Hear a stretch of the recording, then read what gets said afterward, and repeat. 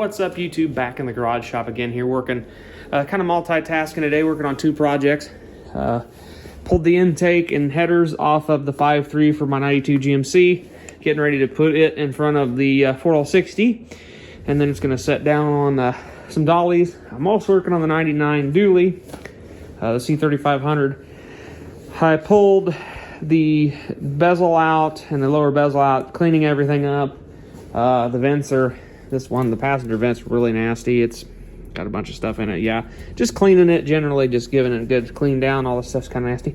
I had dogs, there's a bunch of dog hair where it kind of smells like dog in there. So I'm trying to clean everything out and make it smell a little better.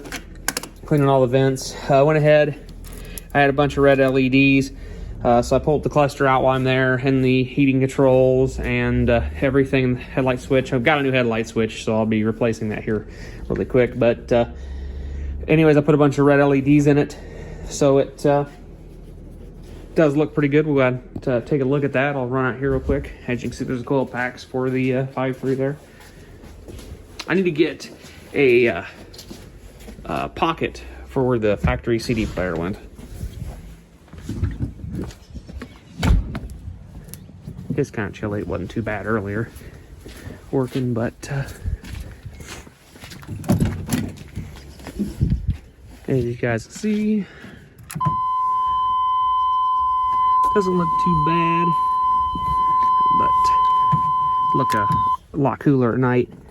But I've been using the Total Interior Cleaner and Protector. It works pretty good for cleaning everything. Clean back in there. Still remnants of dog hair here and there. I'm not going to get all of it out unless I can pull this dash completely out, but I'm just going to go ahead and clean everything. As you can see, the dash is cracked in a couple spots, so I do need to get a cap. I do want to get a mirror. This one's got a compass in it. I do want to get one with a thermometer and wire up a thermometer too. That'd be kind of nice. But yeah, I went ahead, pulled the lower piece out. Got the trailer brake controller. I only had one screw, so I'll probably try to see if I got another screw that I can put in it. The bracket there, I do kind of want to move it. It's kind of mounted in a crappy location, but you know, I did pull out a bunch of wiring for a remote start keyless entry alarm system that I had in it. I went ahead and got that out of there just because I didn't need it. Both the tabs on the HVAC controls are broke, so I'll probably go ahead and pop a couple screws through these spots and put a zip tie to hold it in place. Yeah, it does need, all the seats need vacuum, the carpet needs vacuum, but I'm getting the dash panel cleaned, or the dash cleaned off. So then everything that falls from the dash down to the floor will be cleaned up and vacuumed when I clean and vacuum the truck out. So yeah, that's what we're doing, and I'll catch you guys back on when the stuff's clean. All right, guys, I came out here when it was dark. Let you guys see what they look like in the dark. Dash isn't back together. I just got done cleaning the interior panels. Yeah, that's what they look like. Nice and fluent. No hot spots. The way I like it. That's gonna work pretty good for me. And yeah, I went ahead. I had a little bit of a catastrophe.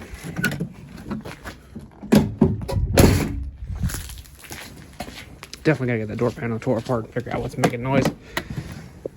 I had a little bit of a catastrophe when I was working on the dash here. I was tearing this cargo lamp switch apart and popped the switch out. Got it popped out fine. Went to snap back together and the side broke off. So yeah, unfortunately, really nice clean switch now. Just has a broken switch. So I hopped on the old eBay, bought one of them. It's like 14 bucks, and I got it coming.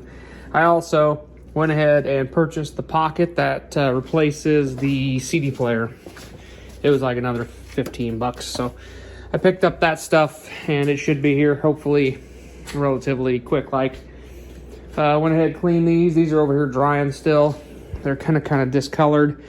These pieces actually this needs taped off, and these need reshot in the gray to be perfect, but for right now, I'm going to go ahead and use some of the, like I said earlier, the Total Interior Cleaner Protector and wipe them off again. But yeah, I tore all the vents apart down to it. These got a little bit of fading that actually will need, if I wanted to be perfect, would need to be replaced at some point, but it's going to be good enough right now. Got all the Coke or whatever pop that was spilled in it off the cup holder and in the vents. They're all clean, and then the ashtray is clean too. But yeah, cleaned this vent too, cleaned the parking brake handle, pretty much everything that was out that was easy to clean. Went ahead and cleaned it up really good. I still got to dump my rinse bucket out, but I went ahead and pulled the foam out of the cup holder because it was just nasty and falling apart. So I was like, yeah, what the hell.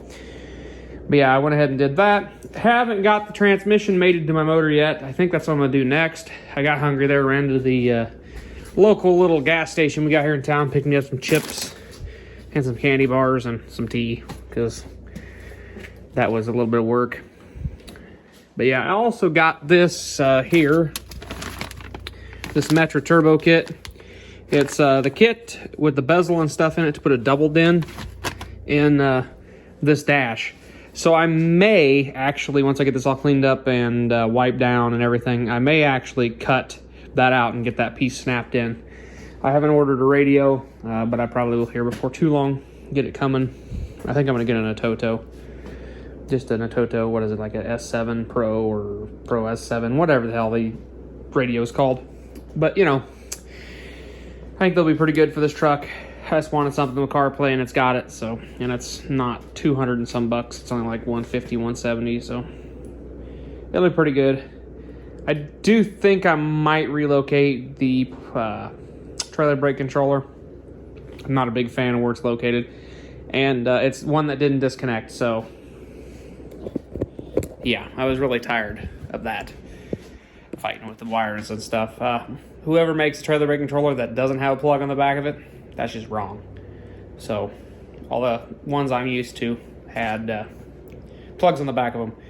But yeah, so basically I'm just going to dry these off, clean them up a bit, probably put that transmission on that motor and set that over there, clean a spot off, maybe move some parts back to the other garage, have some more of my snack, and call her a night. So that's what I'm going to do right now. I'll probably catch you guys back on. I don't think I'm going to end this video yet. Probably catch you guys back on tomorrow when I get the other. I'll put this dash probably back together because it's not hard to pop that out to put a radio and stuff in. So I'll probably go ahead. I might bring the radio in and clean it off.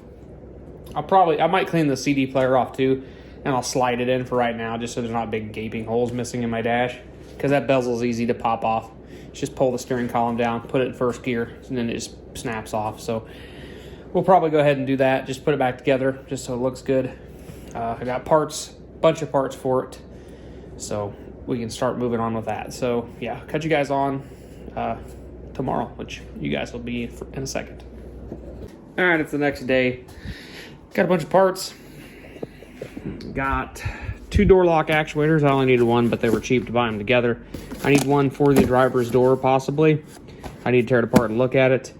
Got a bunch of LED lights. Some more to replace the ones I used to do the LED conversion of the dash. Some clear ones for the dome lights. Did all the dome lights. I found out my center dome light has an issue with the ground wire going to it for the dome light. So I got to dig into that a little more. I'll have to pull the headliner down and check the wiring. Got my Taylor plugs and my distributor for it, so I'll be able to put that in here and see if that fixes my miss. Hoping it does. These are just Taylor 8mm spark plug wires. Looks like seem to be a nice spark plug wire set. So Taylor's always made good stuff. So the distributor looks really good too. It's an aluminum model. Comes in a nice box here. Let's see if I can't get it out without dropping it and breaking it. Just kidding. Shouldn't be able to break your distributor real bad by dropping it.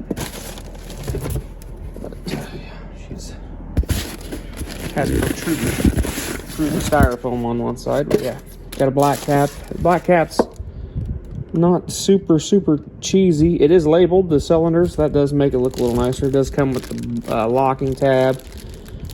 I need to take it out of the bag and see if it has the start point on the end. If you guys have ever tuned or not tuned, but put a distributor in a Vortec They have a starting point you line your rotor up with down here on your gear, and you slide that in, and that should line everything up pretty good.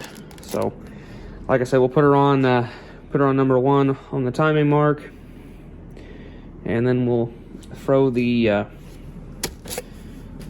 new distributor in. I did check. I'm pretty sure the one that's in it's plastic. It feels plastic, so hopefully this will fix my miss. Fingers crossed that it does. But yeah, other things happened. I did get the engine off the engine stand and got the transmission bolted up to it. The bell housing bolts, or not the bell housing bolt, but the torque converter bolts aren't in it yet. I'll have to do that. I'll probably just do that when it's in the vehicle. But yeah, it's ready. I didn't wash my transmission.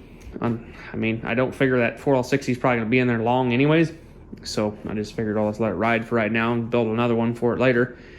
But yeah, so that's ready to go in when I can get the other truck in here to pull it out, pull the 4.3 out, the 92. I need to put the distributor in the 99. And yeah, I got a bunch of parts. Also got to put a trailer plug. I has one in the bed for a gooseneck or a flat or a fifth wheel. It does not have one for bumper hitch. Most of my trailers are bumper hitch. Someday I'll probably get the gooseneck ball that goes in the 2 rails in the bottom. But for right now, I'm just gonna I've got a bumper hitch trailer, so I'll just wire this up accordingly underneath, and I'll probably piggyback the one off the, this will be the main, and then I'll piggyback the one in the bed off of this one. So, unfortunate though, this is the model with only the 4-pin there. My one I have on my 83 is a 5-pin. It actually has reverse in the 5-pin. I mean, not very many trailers have that. I think that's an overseas deal in Europe, where you have to have, a lot of trailers have backup lights. But it's handy if you're going to plug in your lighted strip for your backup, for like a rear, like a light bar across the back there. You can tap into that. That's what I've actually tapped into the 83 for right now, until I get until I will do my junction box for everything. But yeah, anyways, got that. These are all the old bulbs and stuff. I went ahead and changed all the dome lights and stuff in it today. So that's what I pretty much did all day. Got this distributor to put in, and so yeah, that's what we're gonna do probably in the next video. Put the distributor in, and hopefully that solves my miss, guys. So still haven't, I got the lower dash in. I put the lower dash in, the ashtray, the cup holders back in. Everything's in except for this trim piece. I'm waiting to get a radio and get the pocket and the courtesy lights, or the cargo light switch before I put this back on. I probably will end up slapping it on anyways in the time beings, just because it's easy to take on and off. And yeah, especially if I put the distributor in and it fixes the truck, because I'll actually drive it a little bit, even though you can't afford to drive a 454 one-ton truck right now. So yeah, we'll catch you guys in the next video, and have a good rest of your week.